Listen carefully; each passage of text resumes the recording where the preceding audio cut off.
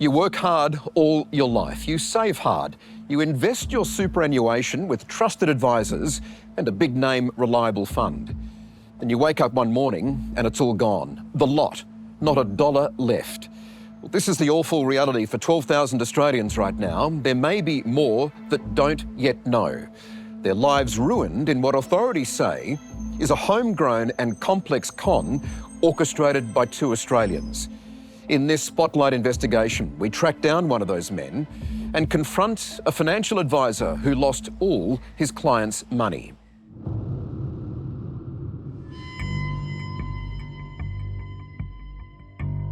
Some can deal with it, others won't be able to deal with it. That's the real tragedy of all this. You know, how many lives are going to be lost over this? How would you feel if someone stole your future? All of your money's gone. The whole lot is just, it's gone. I will be working for as long as I can. It's terrible. It's really terrible. Gary and Michelle Thomas now live on a street of broken dreams. So that was, 11 o'clock at night, and I was actually getting ready for bed. And Gary was on the computer, and I asked him what he was doing, and he told me. And he said, it looks like all our super's gone. And I was kind of shocked. I said, what are you talking about? And he said, we had money in there yesterday. Today, there's nothing. And I just burst into tears. In the click of a mouse, their life savings, supposedly safe in a super fund, were gone. And I think I cried all night long. Hardly got any sleep, had to go to work the next morning. Went with bright red eyes, burst into tears at work. It's just, it was terrible. It's the worst feeling I've ever had. Where does that leave you both now? Pretty much up shit creek without a paddle. Me personally, it's anger. You know, how do I bottle, well, I don't want to bottle the anger, but how do I channel it? You know, because I can't not have it. I'm a human being, you know, and I'm absolutely angry as fuck about this. Morning, David. 7 Spotlight. Brad's anger is directed at this man. What have you done with the money? David Anderson created the First Guardian Master Fund with his partner, Simon Selimaj. We have a lot more questions for Mr. Anderson on behalf of investors. But here's how his scheme worked. People search online for ways to grow their super. The search sets off an alert to legitimate telemarketers who contact them. They are then connected with financial advisors who recommend they put their super into the First Guardian scheme, often through trusted platforms like Equity Trustees. This leads many, including advisors, to believe the scheme is legitimate. To me, I thought that was one of the great Australian dreams, other than owning your own home. Exactly. You know, it was, to be a certain degree self-reliant. Funds introduced. Brad and Suzanne Sumbris followed every step of this sophisticated scheme and thought they were in good hands, depositing their superannuation of $300,000 into the First Guardian Fund. Their future was looking rosy until... Well, I get an email to say that the shares that have been frozen have now been, by the liquidators, valued at zero. So what have you been left with? Nothing. There's no super left. Craig and Michelle, Brad and Suzanne, sadly aren't alone. They and 12,000 other Australians have been defrauded and devastated. All up, about $1.2 billion has been lost in the collapse of twin superannuation investment schemes, Shield and First Guardian Master Funds. At the centre of it all, David Anderson, who we tracked down.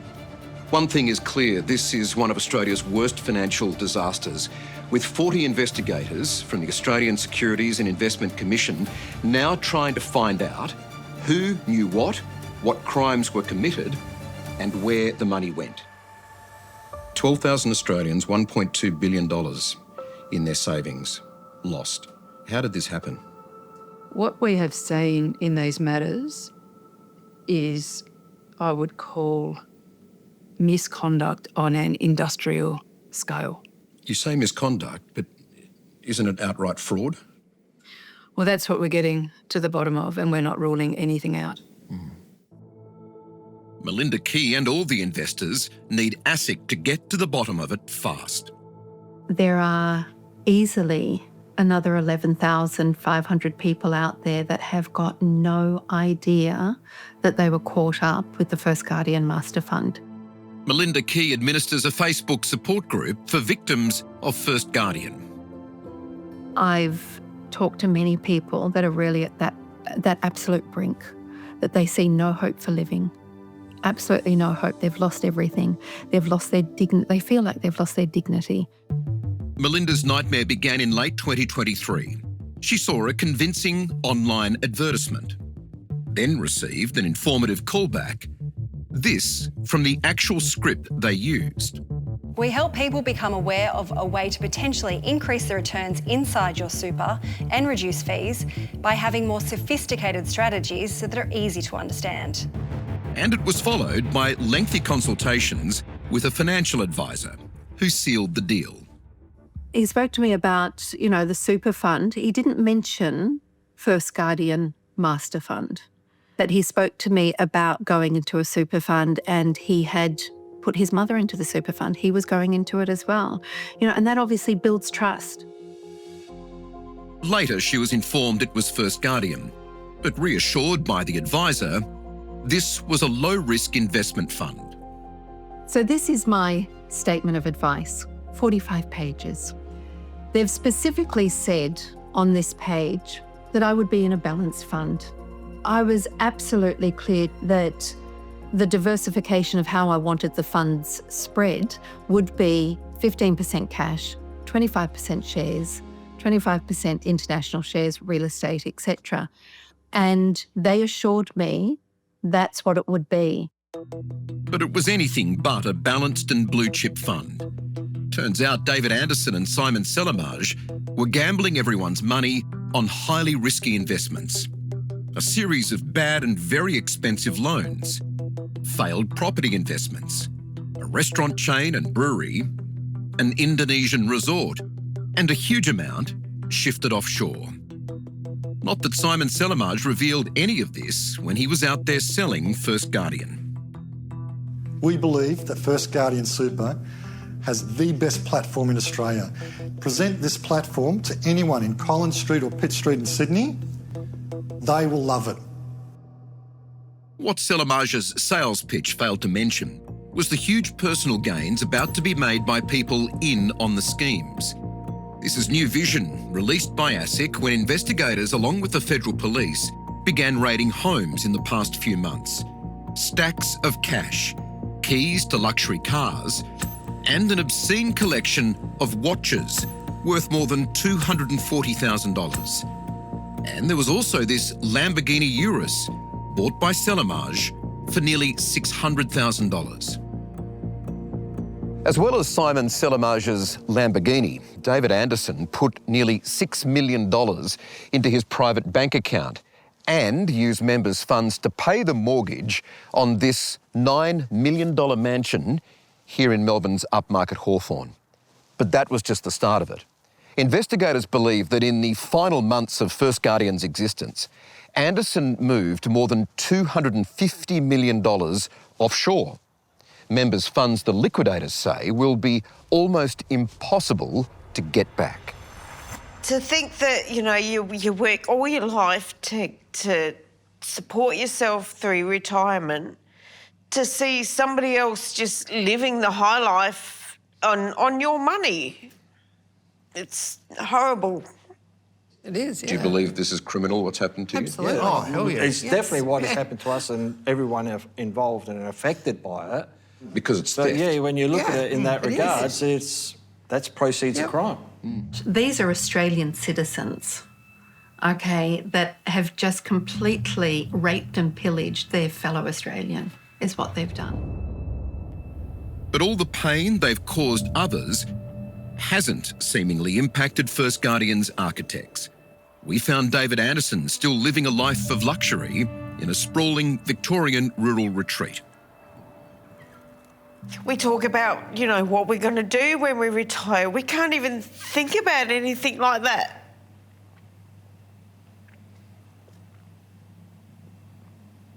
It's awful. It's really... It all came crashing down in May last year. First Guardian sent an email saying there was a company restructure. I get the email saying assets are being frozen and this and that. It was frozen as in due to basically, I interpret it as like a restructure. Something corporate was going on. Yeah, exactly. And that's why you have these things, you know, you don't get a guard dog and do all the barking yourself. You know, you put your faith in these people. I expressed my concern. I was advised there was nothing to be concerned about. It was a very routine thing. And the reason why they stopped money going in and out when they're doing a restructure is to ensure the stability for the best interest of the investors. They all had correspondence from First Guardian saying in May 2024 there was a restructure going on. Essentially, First Guardian was frozen then and there. There were no deposits, no withdrawals. They couldn't access their money. Now, First Guardian was telling investors that, you know, new money was coming. They were doing a restructure. They were telling ASIC the same thing.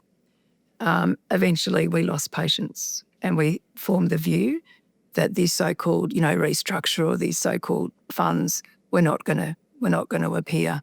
They were just trying to buy time, in other words. They were trying to buy time. And, you know, by that stage, as I understand it, you know, unfortunately, a lot of these monies had already been, you know, dissipated. The restructure was in fact a confusing lie. There was a sense of hope because the balance hadn't changed. It was still fixed at $361,000. So it hadn't changed. So you're thinking, okay, well, my money's still there. And it was such a false sense of hope as well, because you don't imagine that that amount of money just disappears. So you could log on and could you see your balance of $314,000? Yep, and that hadn't changed. So when did you both realise that your hard-earned savings had gone? I still could look on the 30th of June this year and the money was still there. 1st of July, zero. How much money did you have in there? 240. So I log in and sure enough, it reflected on my superannuation account. It went from 314,000 down to now 9,000. But they still held on to hope. Like thousands of others, they wrongly believed their superannuation was somehow protected or underwritten by the government. I'm one of those ones who always believed superannuation was government guaranteed. So, you know, I didn't think that maybe I'm being scammed or anything like that. Did you, like Brad, believe that super was guaranteed somewhere in the system? That Absolutely. It was underwritten? Or... Yeah, absolutely. Yeah. They just wiped out people's balances. Most people went to zero. And that's just been shattering for people. No heads up. On the 5th of July, mine went from $360 to $11,000. And no email, no phone call, it's just gone. All this happened, my family finds out, my mother rings me and begs me not to kill myself. You know? Yeah, she did not want to bury her son. I told her, no, I'm not going to do that. But your own mum was worried you're going to take your life because of all this. Yeah, she was, yeah. You know, she begged me not to. And, Ma, I'm not going to. I'm not going to give the pricks a satisfaction. Yeah, right? fair enough. No, this is scum-sucking gutter trash we're talking about here. You know, parasites. Next, we put the hard questions to the man everyone's looking for. And the key financial advisor ignores his lawyers to reveal all. How do you sleep at night?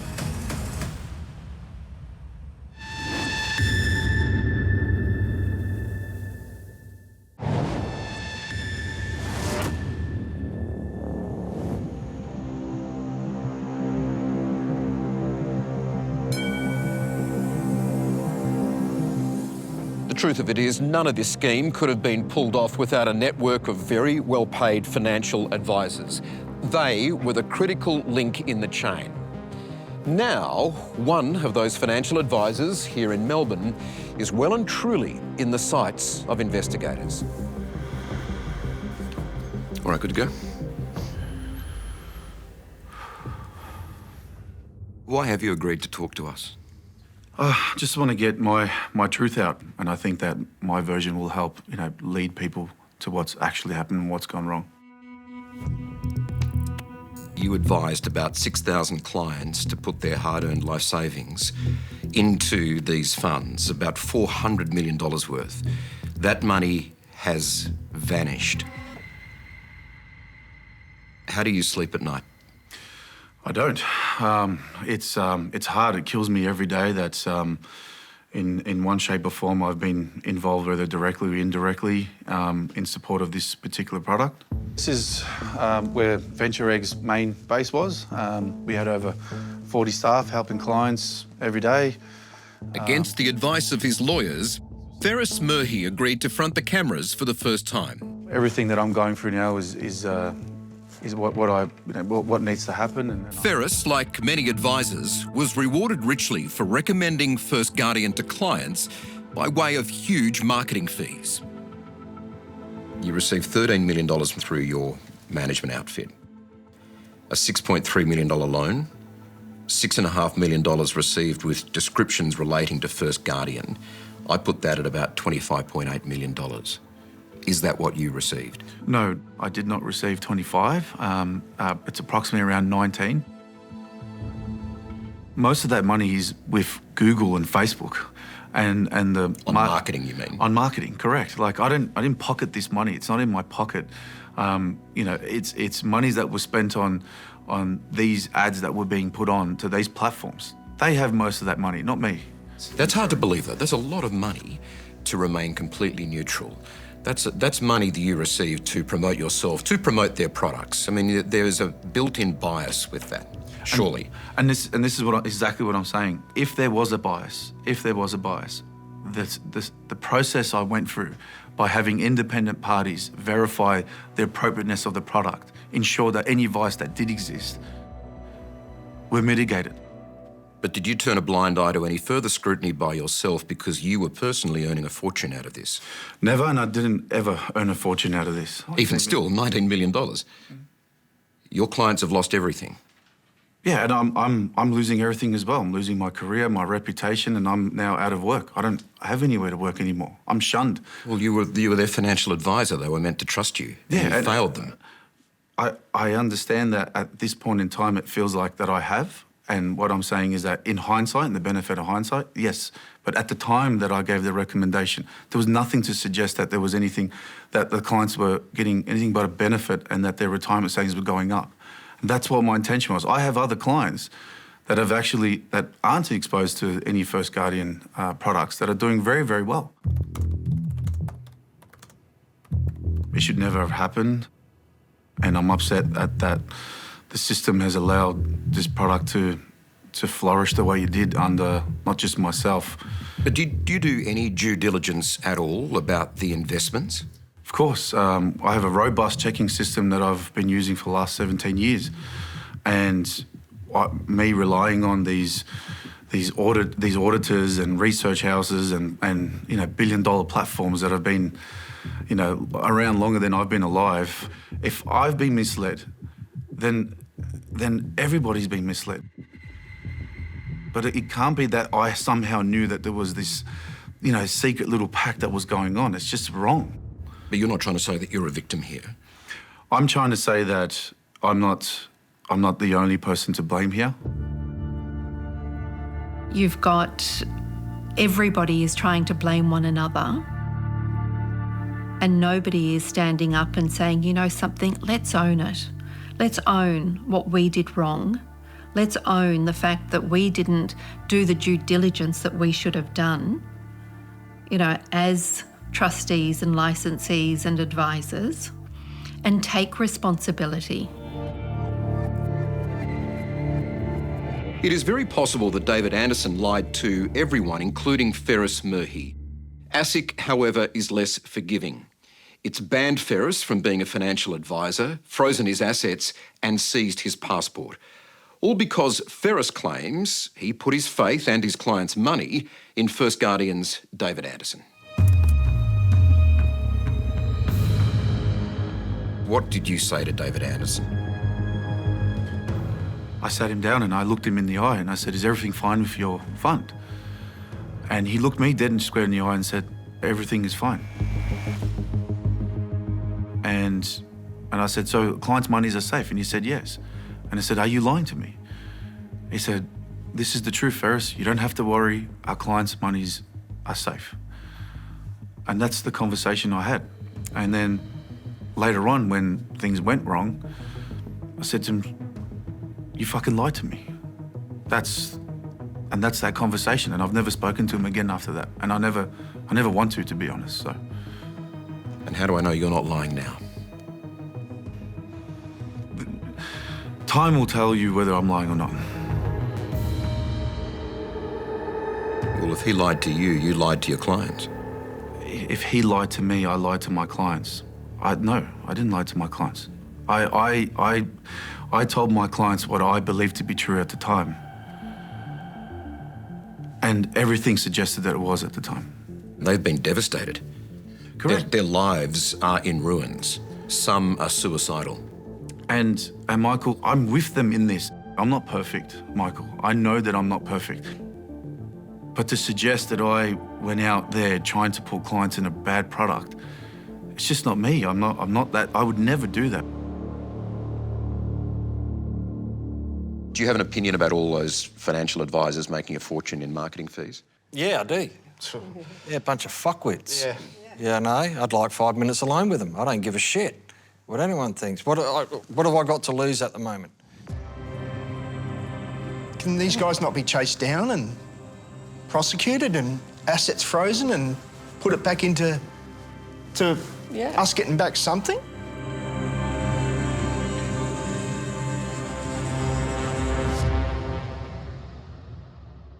Do you have your house, you have your car, you have savings? Well, yes, I have my house, of course. I have to live somewhere. And I hope every other client hasn't lost their house due to this. I've been investigated since November 2023, and I've been cooperating with ASIC fully. I've never not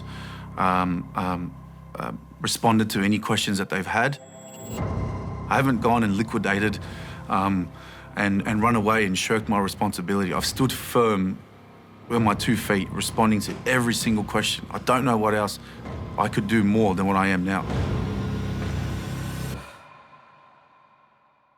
Ferris's firm stand and willingness to explain himself is about to be severely tested. Late on Friday, ASIC hit Ferris with serious civil action alleging a number of breaches, including unconscionable conduct, failing the best interests of his clients, pocketing millions in fees, as well as applying to appoint a receiver for his property and liquidating his remaining businesses.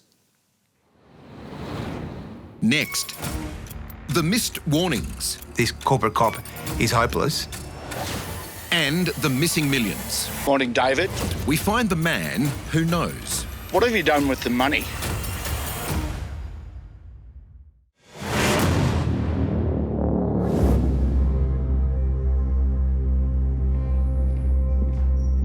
If anyone can provide answers to Australians who've lost their superannuation, it's the government watchdog ASIC. Michael, how are you? Duck in out of here. Come on in, that's your seat there. Here today at their Sydney headquarters for answers.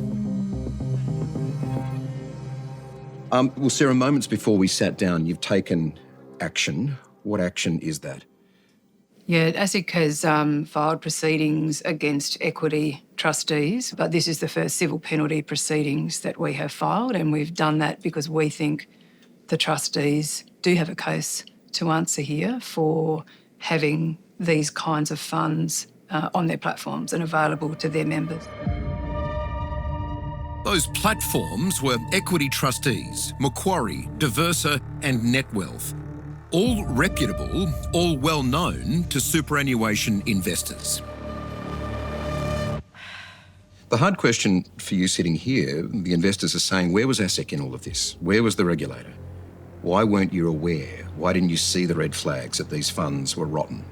Yeah. Well, I think those are fair questions for investors to ask.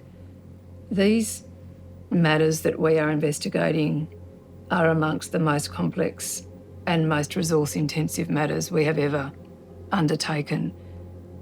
And it's been a little bit like, you know, you pull a piece of string and there is more and more misconduct, more and more entities, more and more individuals involved. ASIC is a very sick regulator, so none of this is a surprise. So this is the report? Federal Liberal Senator Andrew Bragg led an investigation into ASIC last year.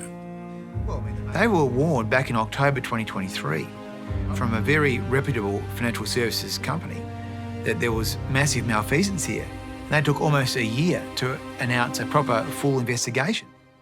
There are large businesses that have made complaints and warnings about First Guardian, and ASIC ignored them. I mean, I have an email here from March 2022 where ASIC was tipped off and warned about suspicious activities inside First Guardian. It was sent to ASIC, and an ASIC officer replied in early 2022, "Thanks for the email, I confirm receipt." This is from a lawyer financial services enforcement within ASIC. So that's early 2022 when ASIC was alerted to concerns inside First Guardian. But it's 2.5 years after that ASIC took action. Yeah. Well, I'd have to see the email and understand it better. So far as I'm aware, we were certainly not on notice of any issues with the fund itself. This email's from an insider, and it was clear that there was fighting going on inside First Guardian about lack of payments. So people had an interest here to start complaining. Right. So the email I've got from Paul Kyoto, who is tied up in all of this, but he says he sent this to ASIC in 24th of March 2022, saying, "These activities show a strong intent of illegal activity, and activity is now systemic within the makeup of the First Guardian Fund. I strongly suggest that ASIC now takes a more active role." So was this just not taken seriously or missed? I would be a little wary about allegations being made by Mr. Kyoto, who was at the very heart, in our view, of a big portion of this misconduct. Sure, he may not be reputable, but he did lay out concerns that you're now investigating properly well before ASIC took action. This is 2.5 years before ASIC took action about First Guardian. So like or loathe his character, this is exactly what you're investigating now. Yes, and as I say, we were looking at those issues and a range of like issues throughout, 2021, 22 in relation to the models. And as again, I have to see the email and get a more detailed response. That's the officer. I won't say the person's name, but that's his name on the bottom. Yeah, well, that won't help me because I won't know him, I'm afraid. But I'm very happy to look at it in more detail. We provided ASIC with that email and another which may well go to the heart of the fraud. I mean, I have evidence through whistleblowers that advisors were filling out forms for clients, elevating them from low-risk categories to high-risk categories without their knowledge. I can't comment on that specifically, Michael, but I can certainly say that we are exploring or have evidence, I think I'm right in saying this, of advisors moving people between asset classes or changing their risk ratings without the client or without the investor's knowledge. One such investor, which ASIC would like to speak with, I'm sure, is a builder's labourer who'd never owned any shares or equities, has brain damage, a speech impediment, and is illiterate. So, and the name is here, this advisor wrote and filled in the answers to his questionnaire for him. Now, if that's true... That is shocking if that's true. It is, Is that criminal behaviour? Is that fraud? Well, I don't want to leap to a label about what it is in a legal sense, but on any measure, it is shocking. Someone who could provide all the answers and save ASIC a lot of work and investors a lot of heartache is David Anderson. Morning, David. What have you done with the money? Are you going to return the money? David? Over the last few weeks, we've seen him move from his Melbourne mansion to a country property, strolling through the neighbourhood. David, there's lots of people that have lost their money. How do you live with that? But not a word about where investors' money went. One thing seems clear. Of the $441 million Anderson and his partner Simon Selamaj received from retiree investors, only about $2.2 million has been found. Will they get any of their money back? Will this action lead to potentially them receiving some of their savings back? Yeah, we are doing everything we can with our North Star, if you like, of getting as much money back for investors as we possibly can. And we understand the frustration for investors and the uncertainty that is currently there. We are looking at every potential angle that we can. I don't want to give investors and say there's no hope. On the other hand, I don't want to give investors false hope. This isn't just about 12,000 Australians. This is about all Australians that put money in their super to be protected from your David Andersons. They've raped and pillaged 12,000 hardworking Australians of their life savings. It must be hard, but do you let yourself think about the future now and what it holds for you? I do think about it, and, you know, I don't even want to spend money now, because I feel like we need that for when we retire. Go to bed thinking about it, wake up thinking about it. What does retirement look like now for you? I can't see it. I honestly cannot see it. I'll just have to keep working. I always said to Michelle, I said, as long as I'm with you, I'd be happy in a tent. And maybe it's going to be that. It might be. I might be in a tent. You'll keep me warm. Yep.